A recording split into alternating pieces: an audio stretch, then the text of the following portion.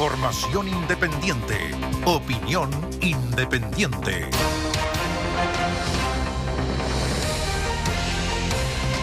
Venezuela, claramente se concentra obviamente la mirada, el análisis, sobre todo en la región sudamericana. Todos sabemos lo que ha sucedido, lo que pasó el día de ayer respecto a las dudas que existen, como ha dicho el presidente de la República, Gabriel Boric, pero hay un hecho que es real y concreto. Si bien este es un problema de los venezolanos y de Venezuela, evidentemente, autodeterminación de los pueblos, etcétera, etcétera, que ustedes lo han escuchado, esto sí nos involucra a toda la región. Porque todavía no sabemos, y esto es un dato, si después de este resultado ocurrido y de las medidas que está tomando claramente, no de un país democrático, sino de un régimen, como expulsar a todo aquel que lo cuestione desde su suelo, no dejar ingresar a un montón de personas, no pudieron votar otros tanto. Esto sí va a generar una presión brutal en todos los países sudamericanos que ya hemos soportado, y cuando digo soportado en el sentido de la presión migratoria, olas de personas que van a ingresar a los países. Y esto es un dato que se había advertido previo a la elección, se ha manejado, lo manejan los países, y por eso es que había también una suerte de interés para saber qué era lo que iba a pasar el día jueves. Cuando tú ves que está todo perdido, Leila, y a quienes nos están escuchando y viendo, claramente viene el desahogo de qué hago, qué hacemos y para dónde vamos. Y esto evidentemente es lo que hoy día es debate en Colombia, se debate en Ecuador, en Perú, y por cierto debería ser un debate mucho más amplio, más allá que si el Partido Comunista se tiene que ir del gobierno o no, como han postulado algunos, es qué se hace con una frontera en Chile donde entra Pedro, Juan, Diego, Joaquín, póngale el nombre que quiera porque entran todos. No es solo Pedro, Juan y Diego, son todos. Y entran narcotraficantes, entran droga, entran botellas de alcohol, ropa falsificada, entra todo lo que usted quiera. Salen autos robados de Chile para allá, es decir, tenemos una frontera con un descontrol total. Y esa es la realidad, gusta a quien le guste, pero son los hechos y los datos hablan por sí solos. ¿A cuánto podría ascender una nueva ola migratoria después de este resultado? Esa es una duda, se trabaja en base a modelaciones algunos, pero claramente la presión para la región va a seguir siendo muy, muy dura e intensa. Por eso es que algunos esperaban de que más allá de lo que pudiera ser Nicolás Maduro y su gente, era un camino o una salida desde un punto de vista más institucional. Porque ¿quién puede liderar, Leila, ahora algún tipo de diálogo? El susto o lo que puede ocurrir con María Corina Machado hoy día es total. O sea, la persecución judicial como la vivió Leopoldo López, como la vivió Juan Guaidó y otros. Y yo sé que hay venezolanos que me decían, sos vendepatria, Guaidó. Bueno, ahora viene también el trabajo de cómo se desinstala la figura de María Corina Machado, y que es lo mismo que hicieron con todas las otras figuras que han estado cerca y que finalmente terminan yéndose del país y en su mayoría exiliándose en Europa o en Estados Unidos. Y con un descrédito de los mismos venezolanos en el exterior diciendo, mira, al final se vendieron. Sí, yo creo que aquí, ¿me entiendes? Que aquí hay un montón de argumentos que faltan dentro de lo que uno puede analizar de lo que va a ocurrir. Por lo pronto, lo que a nosotros nos compete son tres cosas. Uno, ola migratoria. Dos, una cero comunicación con el régimen de Nicolás Maduro. O sea, con esto que pasó en las últimas horas, donde anuncian que Jaime Gazmuri se va a tener que ir de Caracas junto con el cuerpo diplomático, no es que lo retiró el presidente Boric, lo echó Maduro. Está echando a todos los países que cruzaron la línea a criticarlo. Uno se pregunta, ¿qué error más grande haber creído en Venezuela y viajar como lo hizo el subsecretario del Interior, Manuel Monsalve? Un error político, tanto como sacan mucho Cúcuta, que también fue un error, pero ¿qué error más grande? O sea, no ha habido colaboración, y en esto claramente el fiscal Barros, cuando estaba investigando el caso de Mauricio Ojeda, tenía razón. Cero ayuda del régimen, y esto previo. Pero también hay un tercer punto.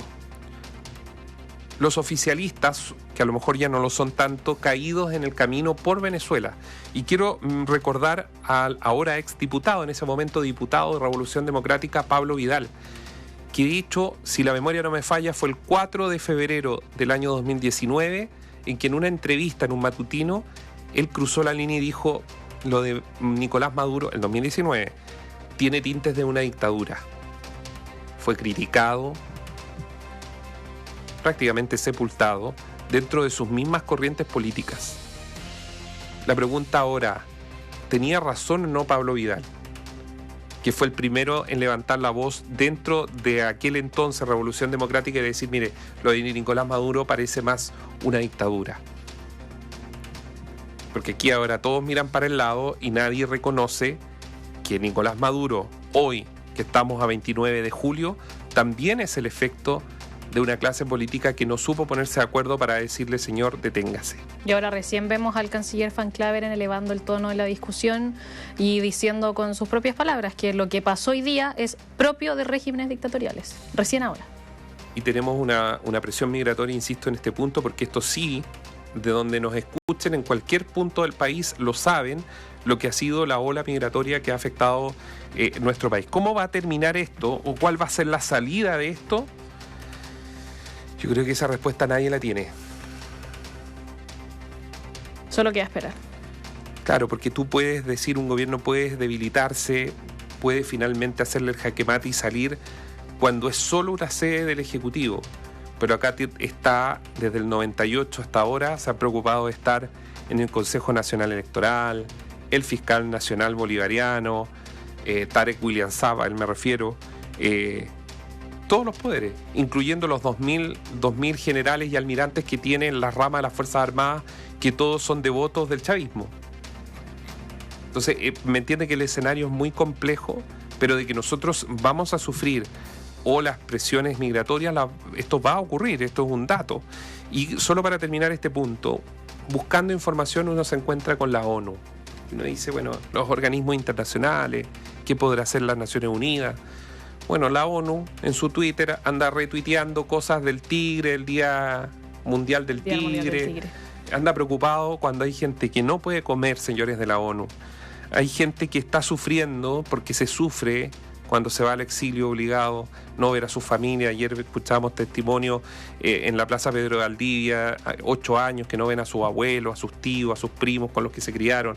O sea, lo que está detrás de todo esto es brutal. Pero la ONU aparentemente le preocupa más en todas sus redes sociales el Día Mundial del Tigre, que está bien, hay que cuidar los tigres y todo. Pero acá hay que cuidar gente, señores de la ONU. Hay que cuidar personas. Y eso no es una intromisión, sino que buscar por lo menos soluciones entre todos los países, llamar a los países, cuotas migratorias, qué se hace, cómo lo hacemos. Son tantas las preguntas, pero uno ve estos organismos occidentales pareciera como dormidos sobre una cama, están durmiendo una siesta eterna, sin hacer mucho más de lo que demanda el momento, sobre todo en esta región. Está el tema de el asesinato de los 3 carabineros en Cañete. Brutal lo que hemos conocido, el detalle de cómo llegan a los nombres, a establecer definitivamente los nombres, Leila. ¿Que quiénes son? Se los recordamos. Felipe Antigüen Santi, Jefferson Antigüen Santi, Nicolás Rivas Payaco y Tomás Antigüen Santi se encuentra prófugo. En este momento la justicia lo está, las policías lo están buscando. ¿Por qué? Porque alcanzó a arrancar cuando iban a detener al resto de los involucrados. ¿Y cómo lo encuentran? Brevemente, porque lo vamos a estar revisando en extenso en esta edición de Radiograma. Un testimonio. Una persona que fue detenida y que de detenido pasó a colaborar y a ser un testigo protegido en la causa. Ese detenido, amigos auditores, le revela a Carabineros, cuando es detenido, que él vio un video que se lo mostró uno de estas 3 personas que finalmente fueron detenidas, momentos o segundos antes de que asesinen a los funcionarios de Carabineros. Y el testimonio, que al ponerlo con la investigación propiamente tal, la parte más científica de la investigación, es muy determinante, porque en el video dice que a él le mostraron, se ve cuando los carabineros los tienen de rodillas y les están pidiendo que se saquen los chalecos antibalas. Y ya a esta altura la familia lo sabe, por eso lo contamos. En el video propiamente tal del proceso que él ve, hay uno de los carabineros que justamente les pide que les peguen, que hagan lo que quieran, pero que no los maten. El nivel de ensañamiento, de brutalidad policial es impresionante. En biochile.cl usted también puede encontrar, por ejemplo, el que está prófugo, hay un cuarto prófugo. Tomás Antigüen, que tiene antecedentes, paso por el sistema, estaba siendo buscado por la policía, que le tiró molotov a una radiopatrulla en 2020, la cual finalmente se quemó y los carabineros, de cosa de milagro, salieron ilesos, y cual le tiró una molotov a una persona en moto. O sea, prácticamente unos asesinos. Y algo pasa en esos lugares, algo pasa también en Malleco. Recuerden ustedes la frialdad al interior de una comunidad mapuche donde mataron a uno a pedazos y el otro logró escapar. Un proceso que está abierto y que, por cierto, está de hecho en juicio. Fueron detenidos. Lo importante, yo creo, acá es que se logró dar con nombres. Ahora vamos a ver cuáles son todos los elementos probatorios para fijar a estas personas en el lugar de los hechos. Análisis sin compromisos. Opinión independiente.